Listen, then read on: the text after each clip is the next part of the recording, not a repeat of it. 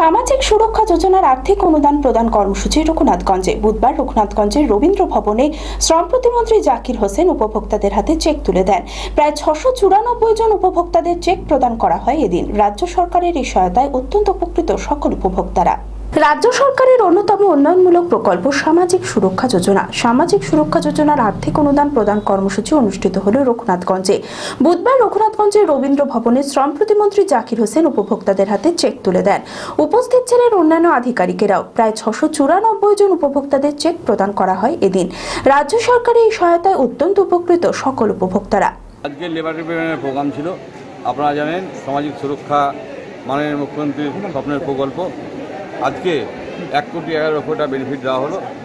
কেউ মারা গেছে, কেউ অ্যাক্সিডেন্ট হয়েছে, কেউ বিভিন্ন রকম হসপিটালে ভর্তি ছিল, তাদেরকে আমরা 1,694 জনকে 1,11 লক্ষ টাকা আজকে বেনিফিট দেওয়া হলো। আমরা সবসময় চাই লেবার ডিপার্টমেন্ট ভালো কাজ করছে এবং এলসি ডিএলসি সকলেই আমাদের আধিকারিকরা ভালো কাজ করে এবং আধিকারিকরা সকলে মিলে এই যে প্রচেষ্টায় আজকের দিনে 1,11 লক্ষ টাকা কোভিডের বাজারে আজকে খুব ভালো লাগছে যে আমার ডিপার্টমেন্ট এত ভালো কাজ করেছে এবং মাননীয় মুখ্যমন্ত্রীর স্বপ্ন।